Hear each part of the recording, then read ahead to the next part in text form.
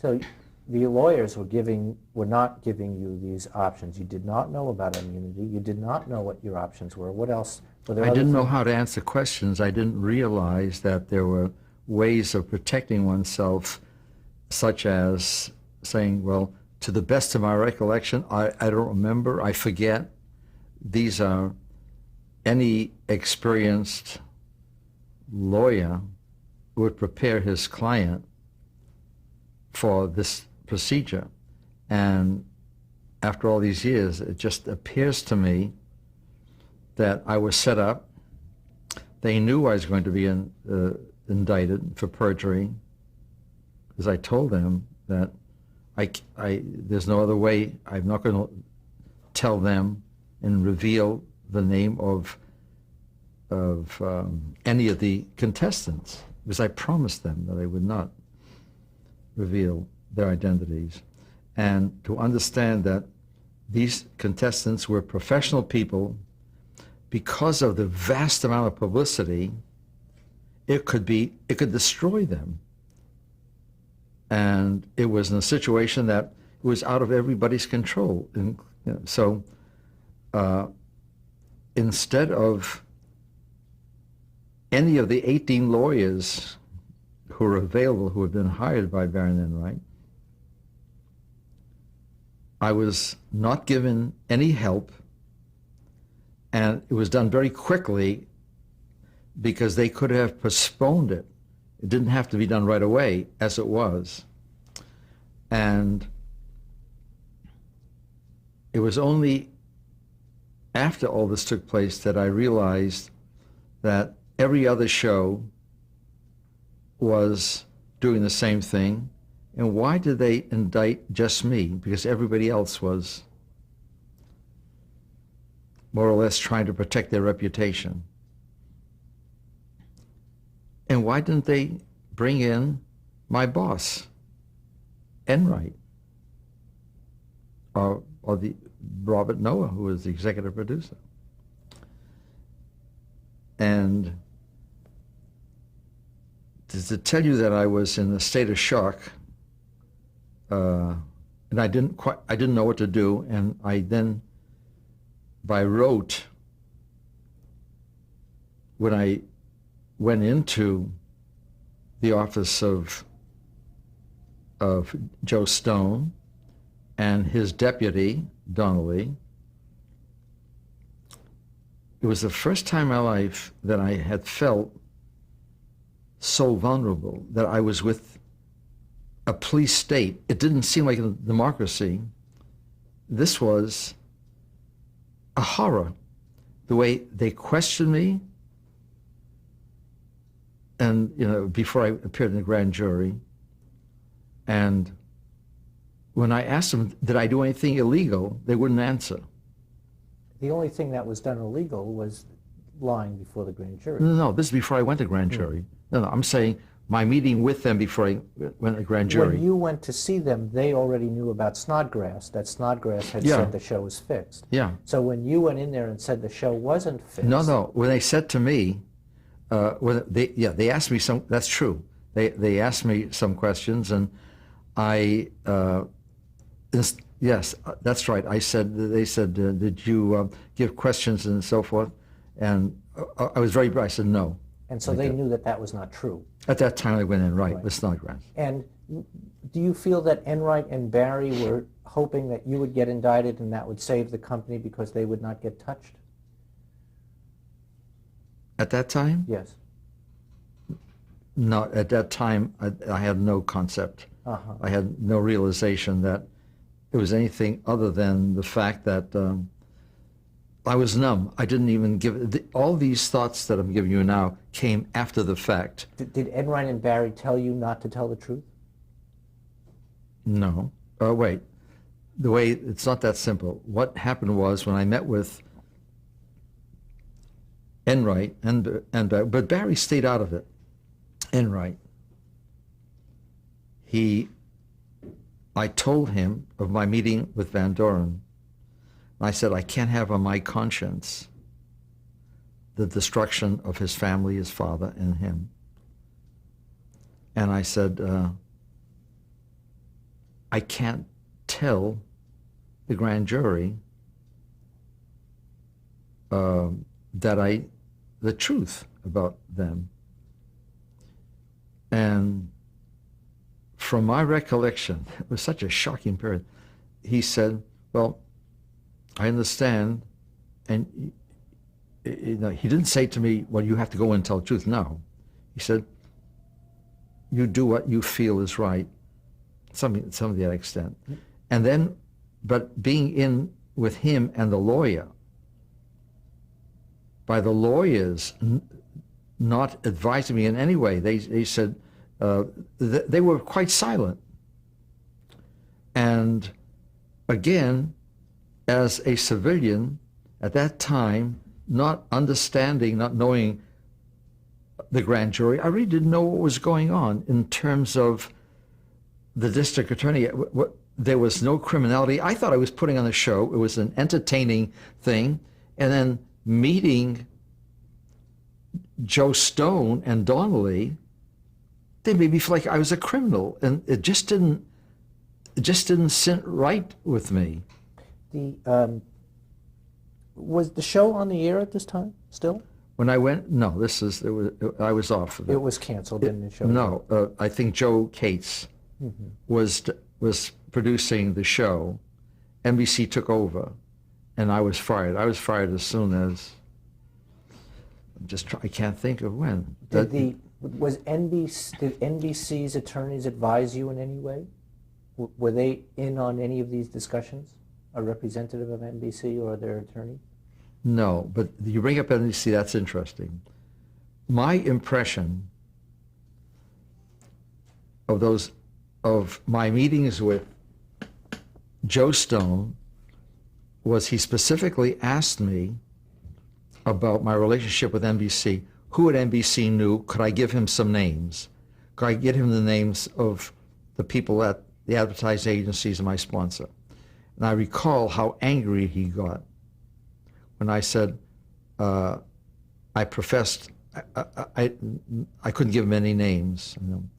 And I remember how angry he got with me, telling me that I'm trying to protect them, and and that I will get into trouble trying to protect them. He said he couldn't understand, why am I trying to protect them? And I may have said something stupidly, inadvertently. I said, by saying that I didn't feel that I wanted to cooperate with an investigation which I thought was a publicity stunt, that type of thing. I said it, and I may have antagonized him. And you then went before the grand jury, and Yeah, you were asked these questions That's about right. whether, and you said no, that you did not help Van Doren, or there was this No, fixing. did you give questions to any contestants? And when I said, you know something, I'm not quite sure, because obviously there were contestants I never gave any questions to. Right. So I said something to the effect that, well, what I did is, in terms of, when I mentioned Van Doren, I said no, that's it. That's it. And you later on recanted that testimony, but this was after your trip to Mexico? Well, So what happened next? what happened was, I think I have to clarify Tell me about this. the indictment and what happened Yeah. then. I was indicted for perjury immediately after that. Describe what happened after they indicted you. I was handcuffed, arrested, fingerprinted, detectives on each side. Joe Stone saw to it that it was done before a whole cadre of photographers. They wanted to see me in handcuffs. Did they come to your home, or did they come from the office, at your office? They took me to the police station. Did they come from your? I had to go with my lawyer to the police station. I see. And that picture of me in handcuffs appeared in the press all around the world. It followed me in England, and it did a lot of damage to me when I tried to make a new life in London. But the detectives who took me in, that when the photographers were out of sight, they said to me, sorry, we had to do this. And they took the handcuffs right off. Did they allow you to put your coat over the front so No, they didn't see no, that? I They couldn't, didn't give no, you that no, option? no, just that they wanted specifically. So this was Hogan's baby. When that happened, I can just tell you very briefly that Zalata was brought in, and Zalata said to me, Zalato being? Zalata is a lawyer brought in by Dan Enright. And Zalato was a close personal friend of Joe Joe Stone. Stone. And Zalato said to me, he spoke. See, by that time, I was so disgusted with the lawyers. I had a Judge Gelb that I got rid of. Gelb kept on telling me, the judge, that don't worry, it's going to blow over, nothing's going to happen. He said it to me before I was indicted, before I went to the grand jury. So he is a lawyer. And the three lawyers, they're all misled me. Gelb was probably the worst because saying, don't kid, don't worry about it, it's all going to be okay. Zalato said, I'm the late in the line for your kid. He said, you want to protect your contestants. But you stupidly went into the grand jury. You lied, you were indicted. You know what you did? The worst thing you could possibly do for your contestants, because Stone told me that he is going to send you to jail. There's going to be a trial, and he's going to bring on Van Doren, he's going to bring on everybody else, and these contestants in front at a trial are not going to lie. It's going to be a trial. It isn't like a grand jury, this is a trial. He said, the only one who can save you now was Joe Stone, because Stone wants to get you. And he wants to make an example of you and scare everybody else. He says, the only way I can get you out of jail is me. I'll arrange with Joe Stone that you go back in front of a grand jury and tell them the truth.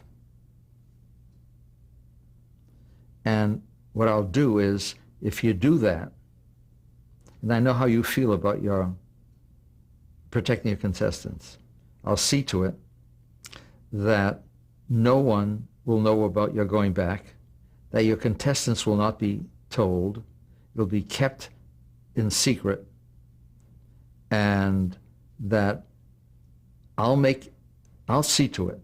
It's going to be a promise that Joe Stone will make to you, and he made to me, that you will not be arrested, not a trial, and will drop your indictment. That's what I was facing. I had no one to talk to about that except my wife. And you agreed to this? I had agreed to it because it made all sense in the world. Here I've been trying to protect them. They're going to have a trial. Not only will I be thrown in jail for 5 years, but these other people are going to be involved. So I said to Zalato, I can only agree with it if you promise me that everything you told me is true, that there will be no mention of this to anyone. It will be totally secret. And he said, grand jury minutes are secret. No one will know about it.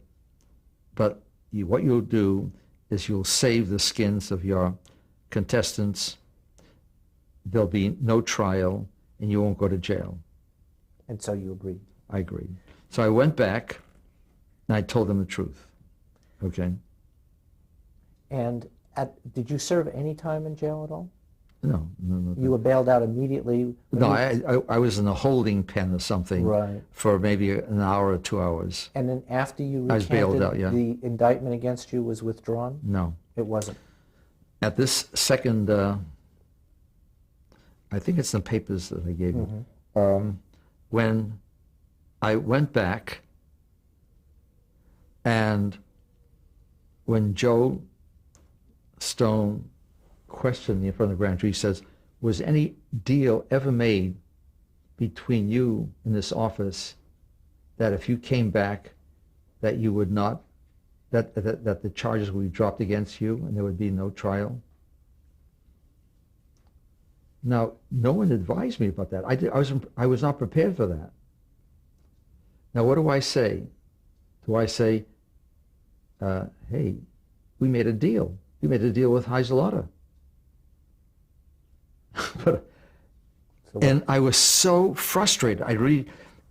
So I had to perjure myself. Again? Yeah, I had to lie to save the skin of the man who started the whole thing to destroy me.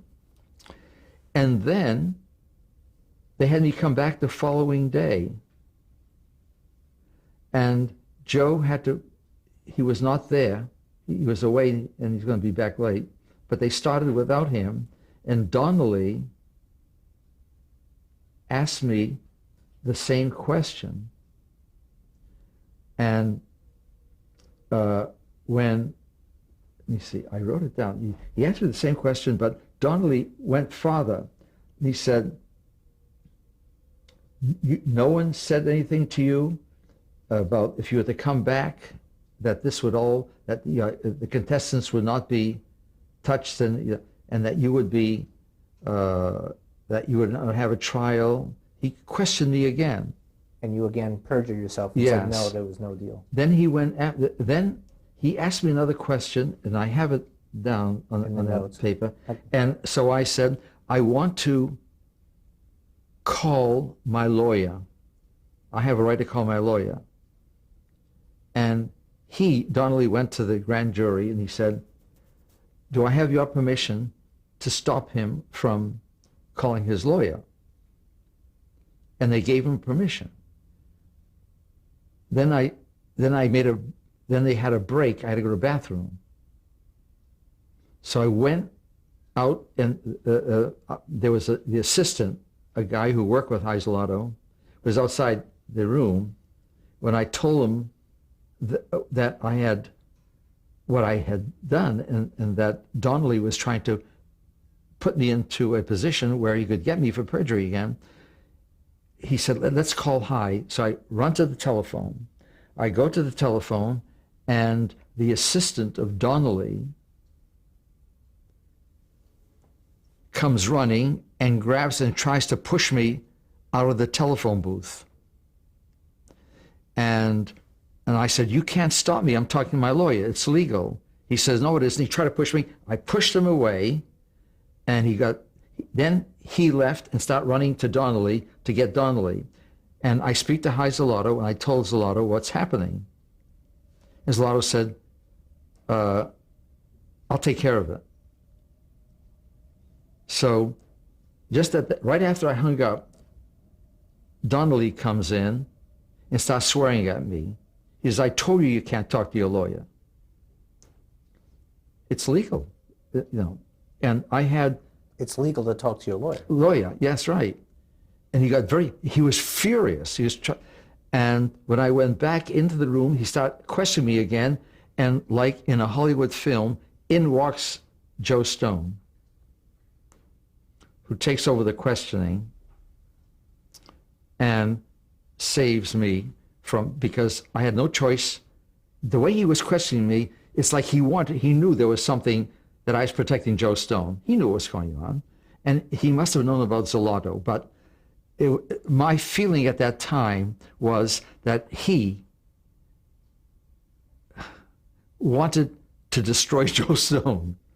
Well, clearly, or Donnelly didn't know what the deal was. Or maybe he didn't know what the deal was, Right. yeah. All right. Now, so at that point, did they withdraw the indictment against you? Were you then cleared? No. So you remained under indictment. Charges were not dropped against you. I remained under indictment, okay. And when I said to Zlato, I'd like to have the indictment dropped because I lost my insurance. I mean, I was like penalized by having an indictment over my head. You were out of work? I was not at work. So he said, not now.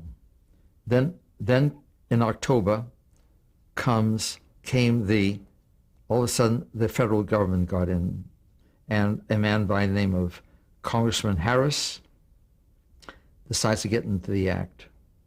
By this time you had gone to Mexico. Yeah, I was living in Mexico. Why did you go to Mexico? I was blacklisted in New York, in the States. Did you look for work? I looked for work, and nobody would take my time. Nobody wanted to know. What did they say to you? That I was too hot, that they couldn't touch me. Mm-hmm. And so what? So I went down to Mexico, where we had friends, and where I thought that I would do some writing. And I created a show which was sold through the Writers Guild of Mexico. It was very legal. But some mysterious person in Mexico had gone to the authorities and had put me in a position where they took my passport so I could not leave Mexico, and gave me 6 months of a Dostoevskian or Kafkian nightmare. I had no idea what they were doing and why they were doing it. I hired, the first lawyer was a college professor teaching law. But no, he's a second lawyer. The first lawyer was a regular lawyer who looked into it, and he couldn't find out from the immigration department why they took my passport. The second lawyer was a professor. The third lawyer was a man who was the president of mayor of Mexico City last year, whose father was the president of Mexico, who's running now as president of one of the candidates, Cardenas. His name is Cardenas. And he, when I went to see him, said to me, what is the charge against you? And I said, I don't know. He says, I can't take you. I mean, if you don't have the charge against you, he said, I have to charge you a lot of money for my services because I have to work with the Secretary of State, no, the Secretaria de Gobernación. He said, if you murdered someone, I could help you because I could find 20 witnesses who would swear that you were in a different city. But since you don't know what you did, I can't help you. You know, what am I going to say to the... So 3 lawyers, time's going on, and every morning, 5 days a week, I have to go to this horrendous experience. 5 days a week of doing what? Going to find out why they took your passport? No, I was ordered to go to this office and just wait there all day. Could you imagine what a torture that is? And you don't know why you have to do why. this. Yeah. And your passport is gone, and you don't know why your passport is gone. That's right. So anyway, what happened? I finally get to what they call a scoundrel lawyer, the lowest type of lawyer. Those are usually the best. Well, in 2 days, it cost me $5,000. I had to pay more. When we had lunch with Joe Stone, Joe said that he thinks it was either FBI or CIA operation who was involved. For what purpose? I don't know. You think it was in conjunction with the House investigating this to make sure to put pressure on you to come and testify eventually? It's all very confusing to me because in my notes that I made, and I forgot all about this when I had lunch with you and Joe, is that he said when he came down to Mexico to ask me Who came down to Mexico? Joe Stone Came came down down to to Mexico to have me go back to another grand jury that was set up by Hogan because of what happened in Washington. The opening up of this congressional committee restarted the whole procedure. So all the contestants now had to go back again before the grand jury. Okay. A new grand jury. Let me just stop for a second. What happened was the House committee investigated this, and Van Doren was persuaded to testify because Richard Goodwin got a hold of the grand jury minutes and showed them to Van Doren, and Van Doren was persuaded to testify and reveal publicly that what happened. And then a grand jury was reconvened in New York to tell the story again. Thank you for me, because exactly that sequence of events Had happened. was unbeknownst to me because I was told by Stone and Zalato that they were sacrosanct. The minutes of the grand jury. Little did I realize that this Goodwin would take this material, my testimony, and use it as blackmail with Van Doren. I had no idea. Right, and he did that. And that's how Van Doren went to testify. That's why Van Doren went to testify. Yes, except that, again, the confusion is that Van Doren, knowing that Goodwin had my testimony, for some reason, he sent a telegram to Harris stating that he is innocent and that he wanted to come and testify. There is no rational reason for this at all because, number one, my coming from Mexico to Washington when I didn't have to come was on the predication that they had to promise me that I would appear before the committee in closed session. I would not be asked any questions about any of my contestants, except for those contestants who volunteered to come to Washington to testify, that there would be no repercussions, and this was to be done, that the only reason I was to go there is to help them understand how and why game shows did what they did. And you agreed to go under those conditions. And they agreed to the conditions. And then you went and did that. Then I went and did that, right. Let's take a break. Okay.